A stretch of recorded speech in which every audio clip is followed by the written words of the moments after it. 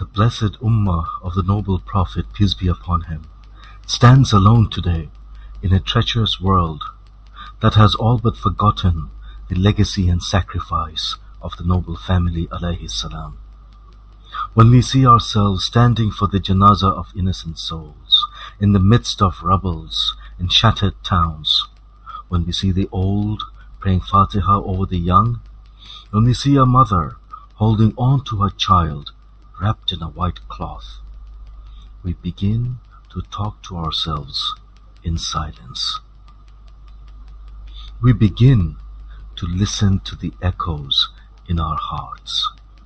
Imam Hussain alayhi salam saw through the deception of emperors, conquerors, and golden palaces. Imam's words have reached the lonely hearts of the Mazlumeen, because what comes from the heart reaches the heart. Allahumma salli ala Muhammad wa ali Muhammad sallallahu